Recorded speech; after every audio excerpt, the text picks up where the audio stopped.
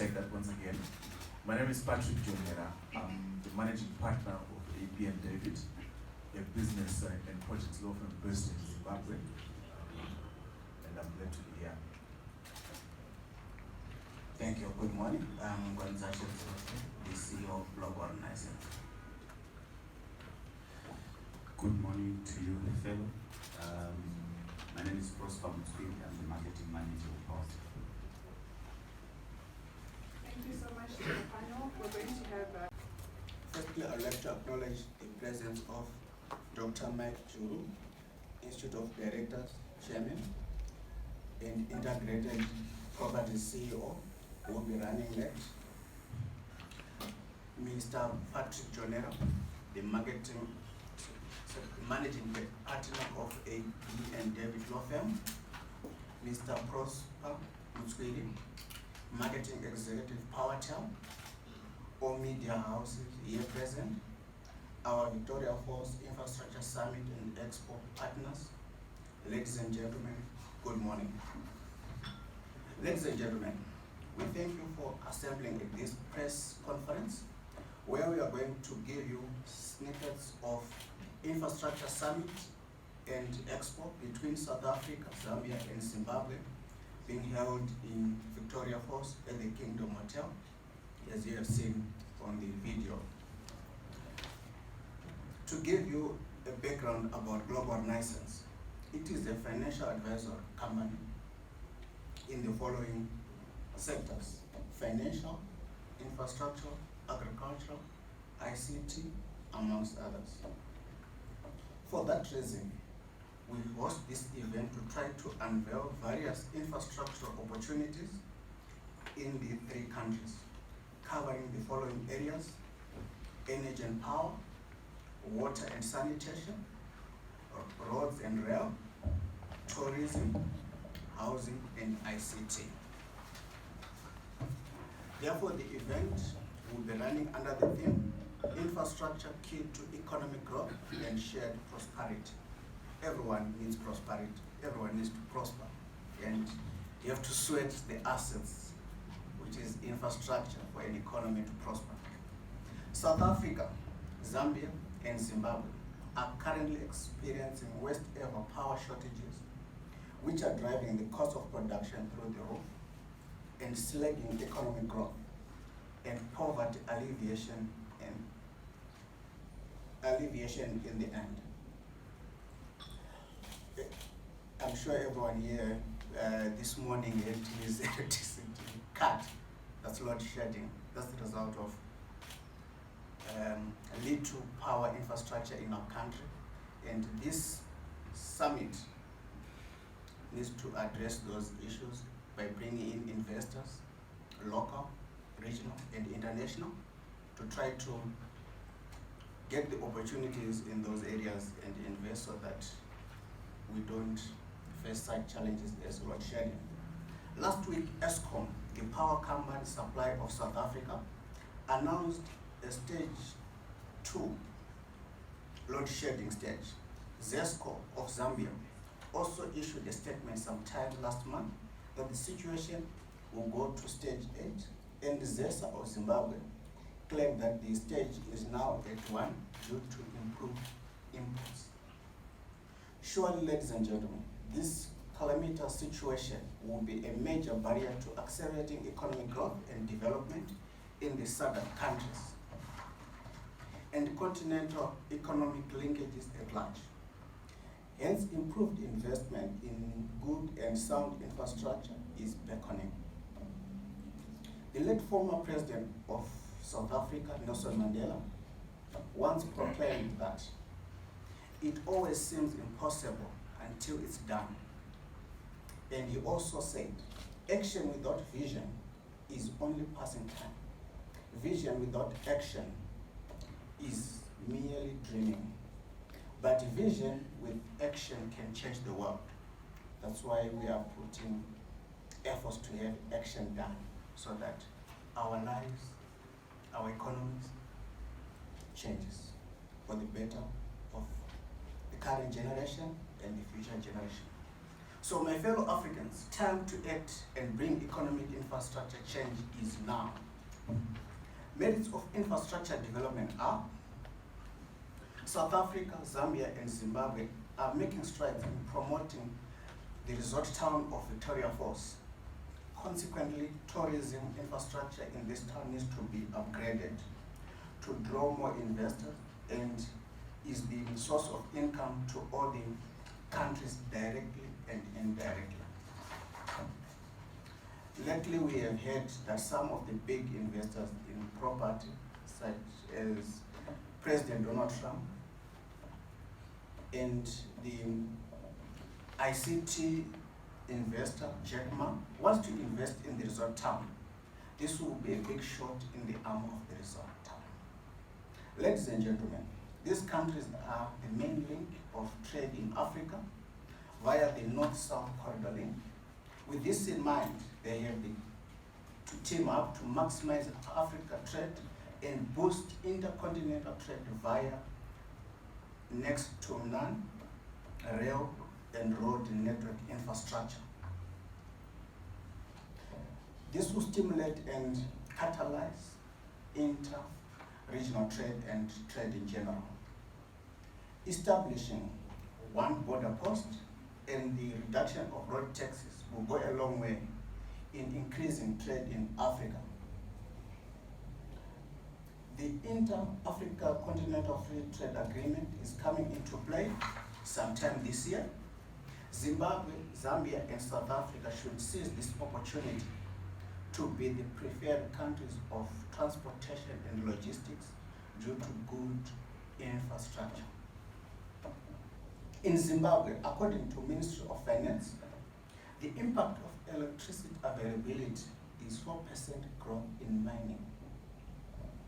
The national housing backlog in Zimbabwe is estimated to be 1.3 million people. Therefore, this poses as an opportunity for those who are in construction and real estate development. Ladies and gentlemen, an equivalent of $149 United States million is of today's interbank rate was allocated for roads and dams rehabilitation. To contractors, here is another opportunity to tap into, according to the 2019 to 2020 budget.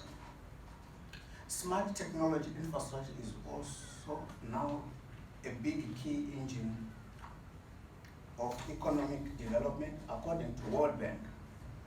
A 10% increase in broadband penetration contributes to 1.3%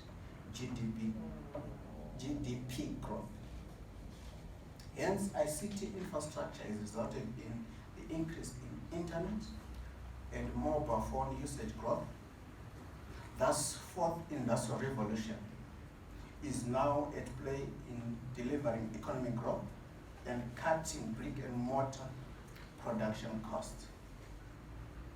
The renowned billionaire, Mr. Jack Ma, Alibaba ex-executive chairman, once said, without internet, there is no Jack Ma and there is no Alibaba.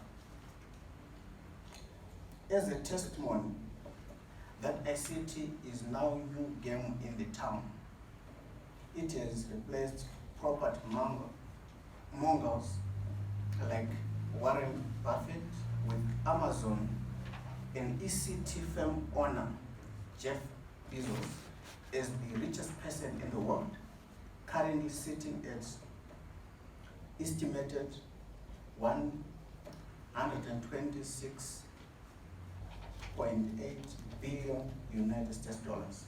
That's according to Business Insider. Ladies and gentlemen, this proves that infrastructure, through its multiplier effect, is the engine and key that lead to economic growth, development, destination. Spin-offs of improved production and productivity, hence the growth in nations' GDP, are witnessed. For example, a country like Japan has a competitive edge in car manufacturing because of good and sound infrastructure, such as bullet trains and impressive tourism infrastructure. China is one of the preferred tourism countries because of solid roads, skyscrapers, rail infrastructure, amongst others, with a total of 62.9 visitors, notwithstanding the current deadly coronavirus. And on a separate note, we applaud our own Zimbabwean student, Mr. Munyaradzi Gurure, who is voluntarily helping in the fight of the virus in China. And visitors spent a whopping $277 billion US. That's according to the United Nations World Tourism Organization. Hong Kong is said to have hosted 29.2 million visitors, according to United Nations World Tourism Organization, by leveraging on fascinating tourism infrastructure and the opening of Hong Kong, Zhuhai, Macau Bridge has also boosted in visitors. Whilst our own African country, South Africa, is ranked number 2 on GDP value due to improved infrastructure in various spheres in Africa, that's from IMF. Therefore, this is a testament that infrastructure as an asset has to be developed and sweated for the good of the economy by improving lives through employment creation, directly and indirectly. More so, living standards of people will improve as a result. The adverse effects result in poverty and diminished GDP. Why you should come to the infrastructure summit and expo? Improve trade to medium and long-term financing, attracting investors in the 3 countries' various infrastructure projects, favorable trade policies for the 3 countries, relaxation of taxes to promote trade, macroeconomic and structural challenges, solutions to ensure competitiveness and diversification, amongst others. Some of the confirmed speakers at the event are Minister of Energy, Honorable Fortune Charson, Minister of Environment, Climate Change, Tourism and Hospitality, Honorable Mangaliso Lovo, Indonesian Ambassador to Zimbabwe and Zambia, Chinese Deputy Ambassador, African Development Executive Director, Dr. Judith Katera, Zambian Minister of Works and Supply, Project Manager, Zambia Development Agency Director, Powertel Executive, Mr. Prosper Mswiri, Africa People Advisor Executive and ex-Old Mutual Group Executive, Mr. Dion Tiswat, and an energy owner company, Miguel Matias, West Properties Chairman, Mr. Ken Sharp, Institute of Directors Chairman and Integrated Properties, CEO, Dr. Mike Juro, and my friend here, Patrick Jonera, is confirmed as well.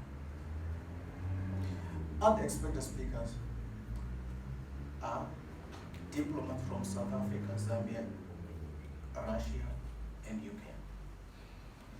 Ministers of Energy, Infrastructure Development, Road and Rail from the 3 countries, CEO of DPA, Africa, Liquid Telecoms, MTN, DBSA, Exim Bank of India, Exim Bank of China, amongst others.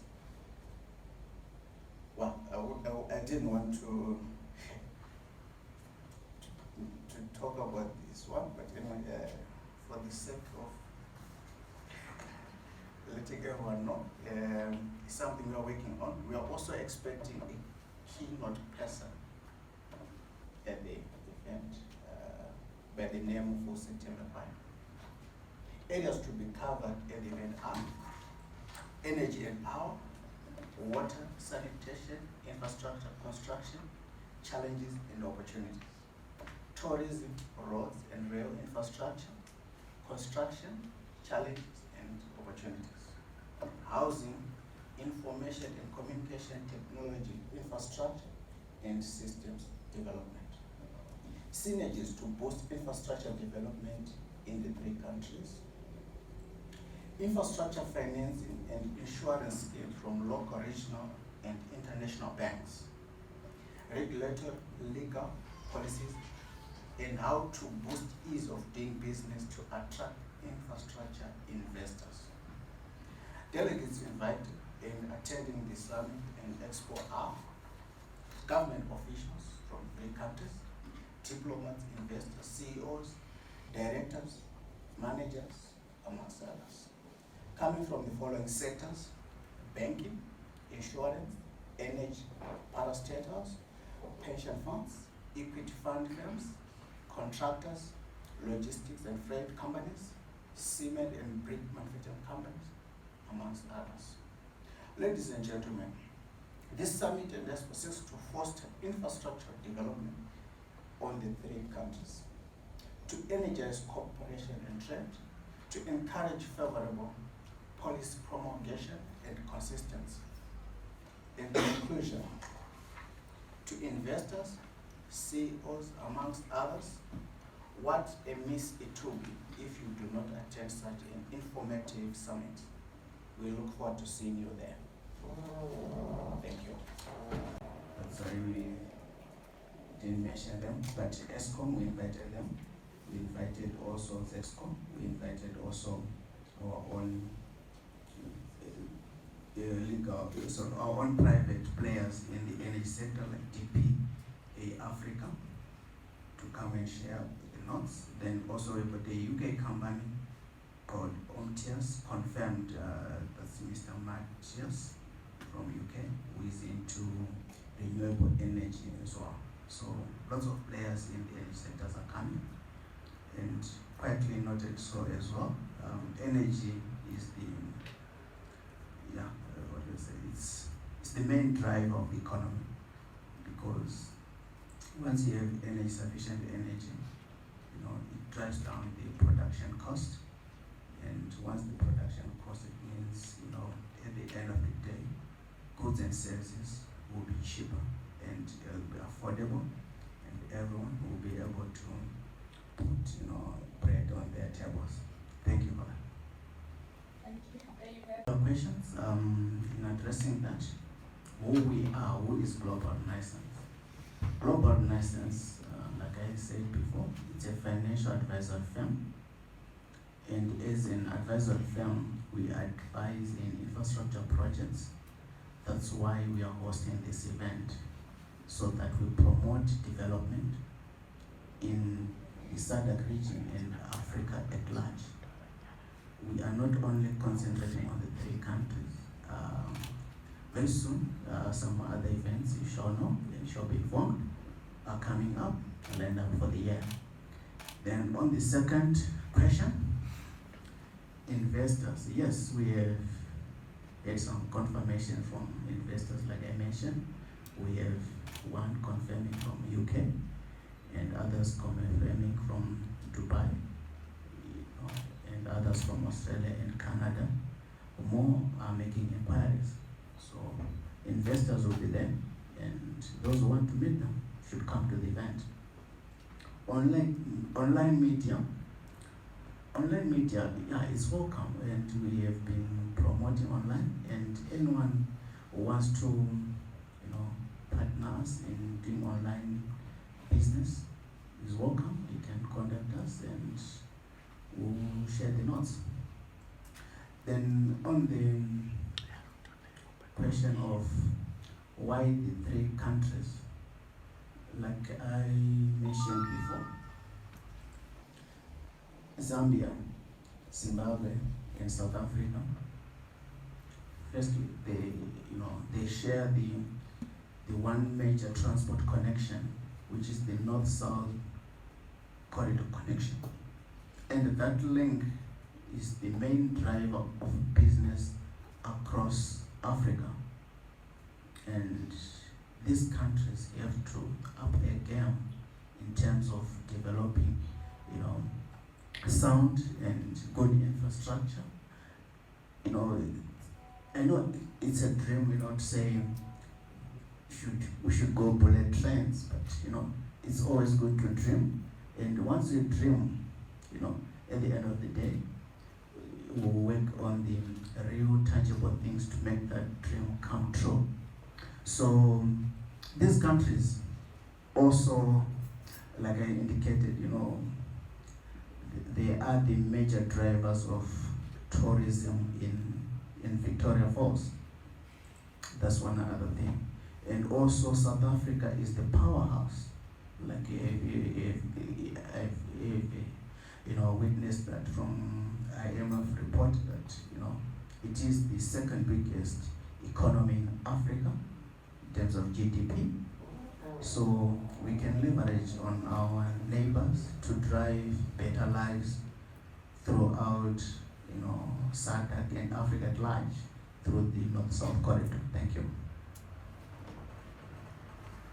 On the first question, I think my partner here can also chip in, since they are much into also infrastructure, but only from the legal side, we are from the financial side.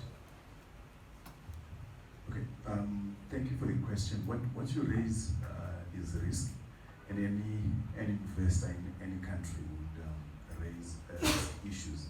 And obviously, investors would have a different risk perspective. If you're looking for an investor from the East, right, they do have a very high risk appetite. And perhaps the political issues are not one of their major concerns. But coming back to the question that you posed, as in how do you intend to convince investors to come? It's always a question of highlighting to them the risk mitigation measures that are in a particular country. I'll give you, for example, in energy, there are various ways in which you could mitigate the risks that are in any particular country. And those are issues that we address with particular investors that come in any country. And coming back to the other question from the gentleman that says, why are there no heads of state? We ought to move to a stage where the private sector also plays a part in issues of development, which is where platforms like this particular conference comes in. We don't necessarily need to give everything to politicians. Sometimes you need to drive the agenda, you set the agenda, and then we have the policy makers following after that. And also to add on to what Patrick has just said, investors, they look at the opportunities, and if the opportunities are bankable, they'll jump in.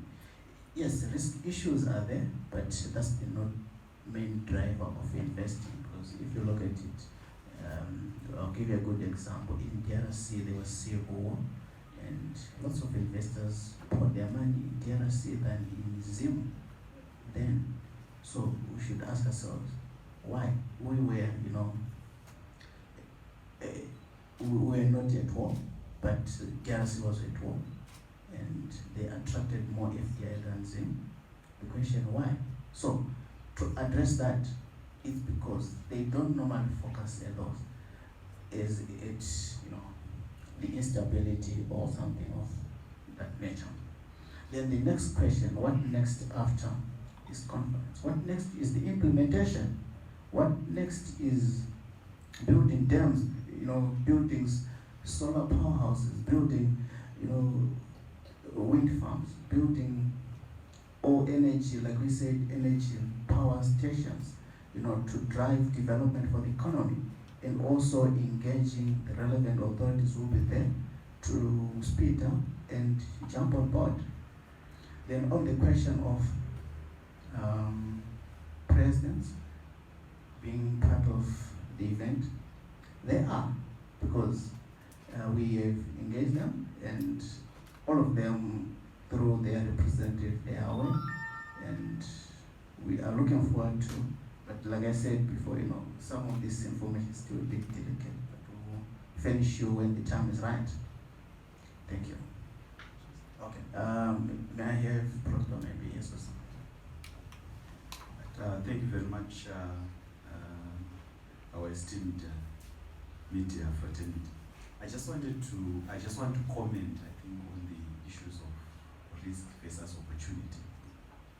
I think in any investment, there is a calculation of risk against an opportunity. I want to speak in particular reference to my industry of knowledge, which is the ICT, which I believe is one of the key areas of investment interest insofar as Zimbabwe. If you look at general statistics of our current infrastructure,